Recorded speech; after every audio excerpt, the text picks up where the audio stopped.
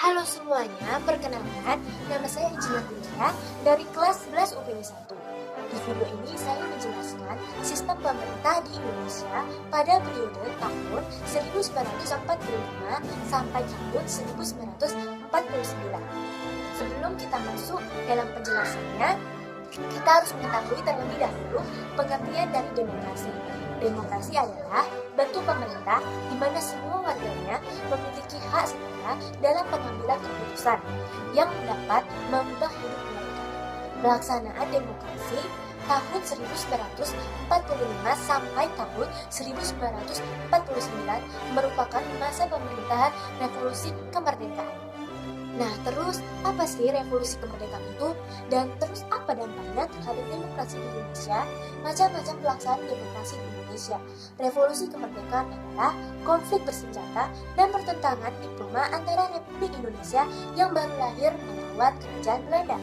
Terus, rangkaian peristiwa yang terjadi mulai dari proklamasi kemerdekaan Indonesia pada tanggal 17 Agustus tahun 1945 hingga pengakuan kemerdekaan Indonesia oleh Kerajaan Belanda pada tanggal 29 Desember tahun 1949.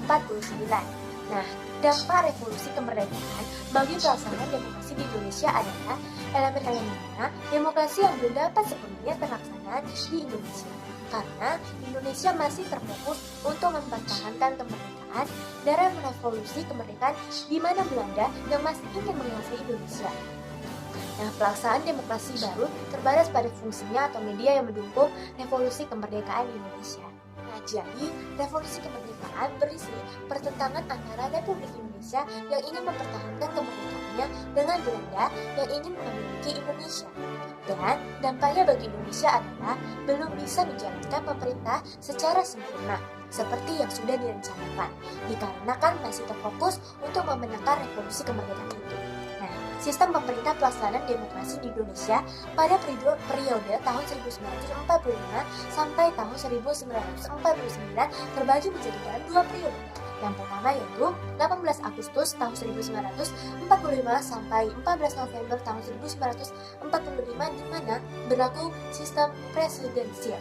Nah, yang kedua adalah tanggal 14 November tahun 1945 sampai tanggal 27 Desember 1949 di mana berlaku sistem parlementer. Berikut adalah ciri pemerintah pada masa presiden. Yang pertama, bentuk negara republik. Kedua, kepala negara dan kepala pemerintah adalah presiden. Yang ketiga, presiden dipilih langsung oleh rakyat melalui pemilihan umum. Keempat, masa jabatan kepada pemerintah ditentukan oleh waktu yang telah diatur dalam konstitusi. Dan yang kelima adalah presiden tidak bertanggung jawab kepada parlemen karena legitimasinya. Dan berikut adalah ciri pemerintah parlementer. Yang pertama adalah bentuk negara monarki atau republik. Yang kedua adalah kepala negara adalah presiden, sedangkan kepala pemerintah adalah perdana menteri. Ketiga, pemilihan perdana menteri dipilih oleh parlemen. Dan yang keempat, masa jabatan kepala pemerintah tidak ditentukan. Dan yang kelima adalah perdana menteri bertanggung jawab kepada parlemen karena dipilih oleh parlemen.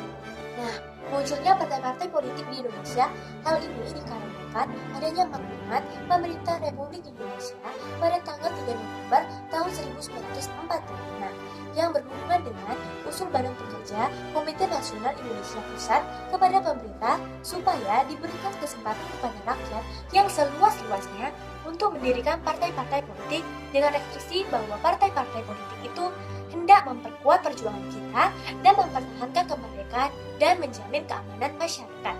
Pemerintah menegaskan pendiriannya yang telah diambil beberapa waktu yang lalu bahwa yang pertama, pemerintah menyukai timbulnya partai-partai politik karena adanya partai-partai itulah dapat dipimpin ke jalan yang teratur segala aliran paham yang ada dalam masyarakat. Dan yang kedua adalah pemerintah berharap supaya partai-partai politik itu telah tersusun sebelum dilangsungkannya pemilihan anggota-anggota Badan Perwakilan Rakyat pada bulan Januari 1946. Nah, Republik Indonesia menjadi Republik Indonesia Serikat atau yang disebut juga RIS. Bagi bangsa Indonesia, hak untuk menentukan nasib sendiri merupakan hak yang harus dipertahankan dan diperjuangkan sebagai konsekuensi banyak perlawanan-perlawanan dari rakyat dan tentara sekutu dan misi. Di mana-mana terbukti dengan adanya pertempuran di Bandung, Surabaya, dan tempat lainnya yang mereka datangi. Munculnya perlawanan-perlawanan Islam ini memaksa Belanda melakukan perundingan-perundingan dan perjanjian-perjanjian dengan Indonesia.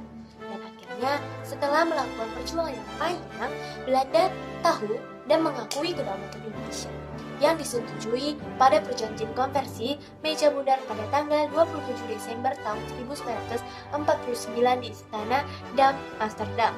Namun, bangsa Indonesia harus menerima pendirian negara yang tidak sesuai dengan cita-cita bangsa, proklamasi dan kehendak Undang-Undang Dasar tahun 1945.